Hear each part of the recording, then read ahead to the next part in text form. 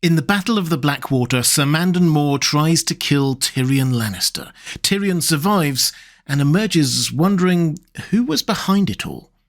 So, who was?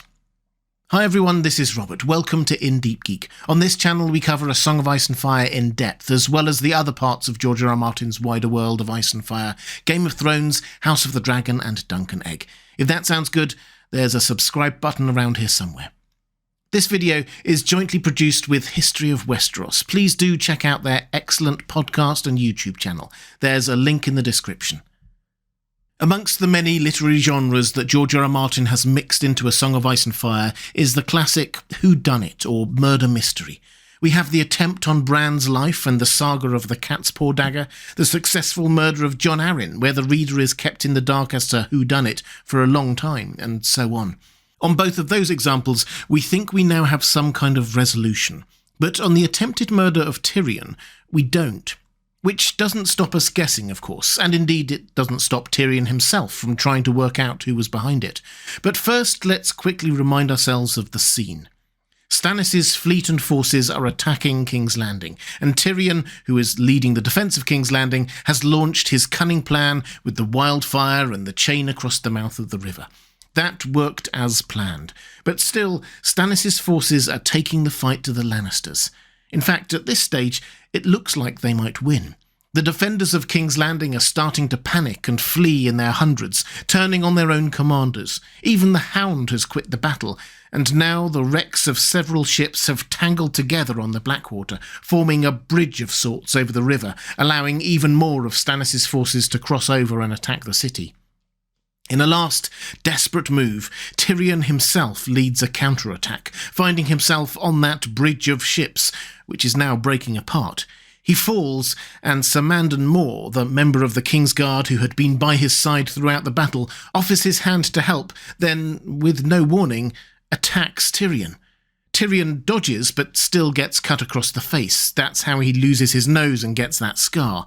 Pod, who is also there, comes to the rescue, and Sir Mandon ends up sinking to the bottom of the river, weighed down by his armour. Okay, so that's what happened. Let's start our investigation by considering the simplest candidate of all, Sir Mandon himself. Is it likely that he just decided to use the chaos of the battle to kill Tyrion for his own reasons? Tyrion doesn't think so, instantly deciding that he had never done Sir Mandon any harm that might have provoked that. Which is probably fair, although he hadn't exactly been a friend to him. When Tyrion first arrived at King's Landing as acting hand, he had to threaten Sir Mandon with Bronn and Shagger to gain access to the council chamber. And after that riot in King's Landing earlier in the book, he had tried to shame Sir Mandon for leaving Sansa behind, although that came to nothing because, as Cersei pointed out, he did so in order to protect the king, which was his duty as a member of the Kingsguard. So, on balance, Tyrion is probably right here. He may not have been a particular ally for Sir Mandon, but he also hadn't done anything so bad to him that might make Sir Mandon risk everything to try to kill him. Might there be some other motive we don't know about? We can't discount it. His entire character is set up as a bit of a mystery. Sansa thinks that he has a curiously dead face, and Jaime thought that he was the most dangerous member of the Kingsguard, save himself, because his face never gave a hint of his intentions. We don't know much about his background. He was brought to King's Landing by Jon Arryn and appointed to the Kingsguard by Robert Baratheon, but neither particularly liked him. He also wasn't particularly close to any of his brothers in the Kingsguard. All in all, a bit of a mystery. So, perhaps at some point we'll learn more, but for now there is no actual reason to think he did have any motive to kill Tyrion, hence Tyrion being convinced that someone had hired him to do it. But who? Well, the truth is that Tyrion made a lot of enemies in King's Landing in his short time there, so the list of potential suspects is quite long, but his first thought was Cersei, and it's easy to see why.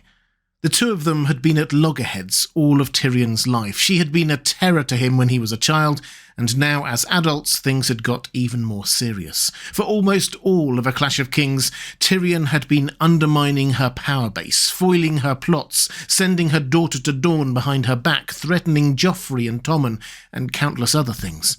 And just before the battle, she had retaliated by taking Alayaya, the sex worker she thought was Tyrion's mistress, captive to keep Tyrion from harming Tommen. Tyrion took this very badly, uttering a line that Cersei will later remember vividly. "I have never liked you, Cersei, but you were my own sister, so I never did you harm. You've ended that. I will hurt you for this. I don't know how yet, but give me time. A day will come when you think yourself safe and happy, and suddenly your joy will turn to ashes in your mouth, and you'll know that the debt is paid." In Tyrion's mind, hiring Sir Mandon was her moving to kill him before he could go through with that threat. Tyrion says that he knows it was her, in his gut.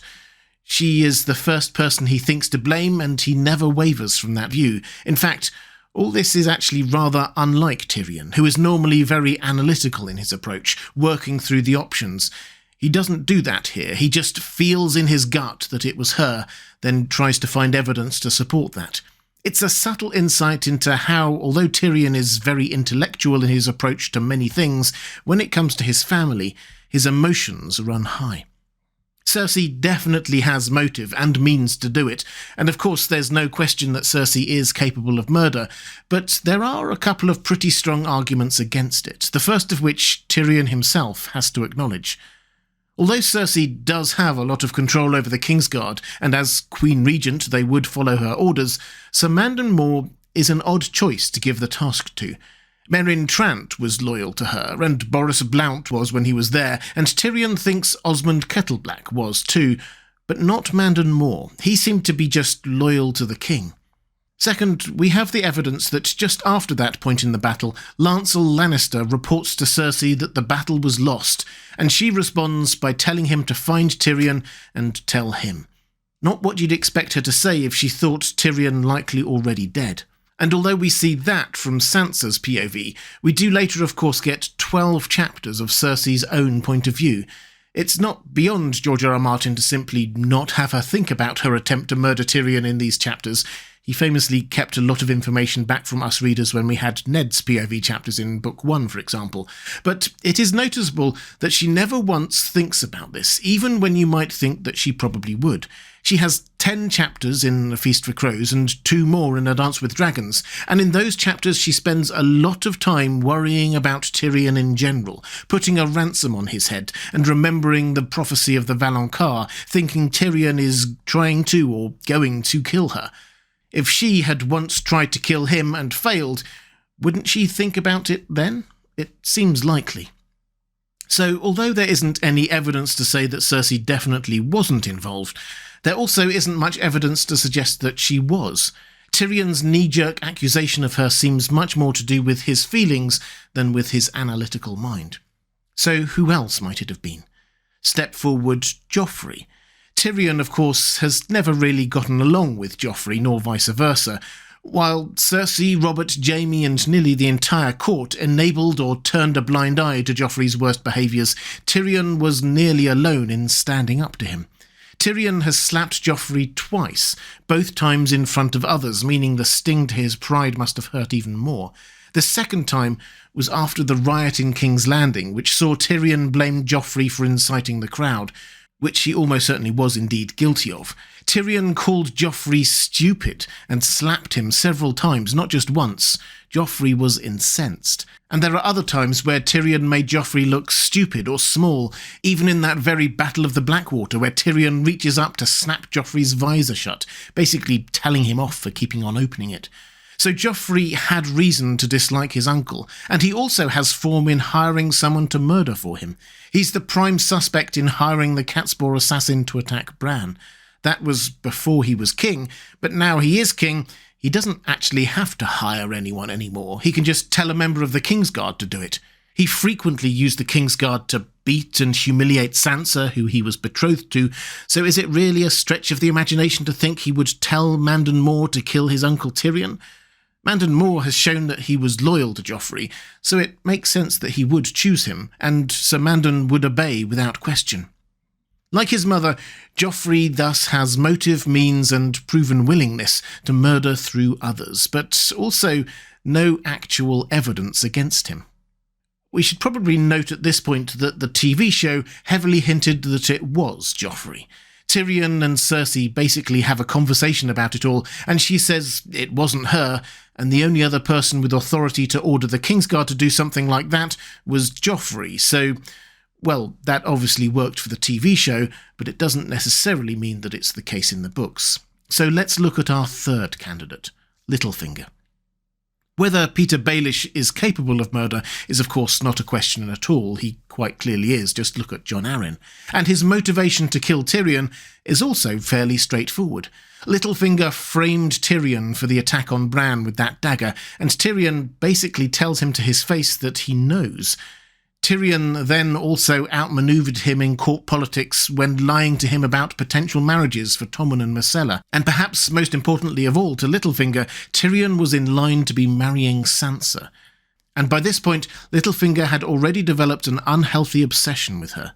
Yes, at this point Sansa was still engaged to Joffrey, but Littlefinger was the one who had just negotiated to bring the Tyrells into an alliance with the Lannisters, with Marjorie marrying Joffrey. He was clever enough to realise that Tywin's next play would be to marry Sansa to Tyrion instead, to forge a Lannister claim to Winterfell. Simply put, Tyrion was an obstacle to Littlefinger's goals, several of them. Tyrion dying would create that bit more chaos, and Littlefinger loved chaos. There is another angle here too. Sir Mandon Moore's rise to the Kingsguard has always been a bit of a mystery. As we've noted, he came to King's Landing with Jon Arryn, but Jon didn't really like him, and was appointed to the Kingsguard by Robert Baratheon, even though Robert didn't really like him either. It's hard to rise that far in King's Landing without an influential supporter, so who was it? Littlefinger, another Vale man, is the most obvious choice. And if Littlefinger was Sir Mandon's sponsor, then it makes sense that he could tell Sir Mandon to kill Tyrion if he so wished. Incidentally, I know some have said that it couldn't be Littlefinger because he was away from King's Landing in the build-up to this moment, but I don't think that's really an issue here. He managed to help orchestrate Joffrey's murder and Sansa's escape a few months later, while also apparently being absent from King's Landing. He can be quite resourceful, can Littlefinger. Anyway, if I had to guess at this stage, I would guess that it was Littlefinger who told Sir Mandon to kill Tyrion. Sir Mandon himself doesn't seem to have much of a motive, circumstantial evidence seems to weigh against Cersei, and although it's the kind of thing Joffrey would do, surely even he wouldn't order the death of the person in charge of defending King's Landing while King's Landing was actually under attack. Littlefinger, however, would. Ultimately, George R. R. Martin hasn't told us yet. Perhaps all will be revealed in a future book, but for now we will have to rely on educated guesswork. So, who do you think ordered Tyrion's death? Do you agree that Littlefinger seems most likely, or do you have someone else in mind? Let me know in the comments below.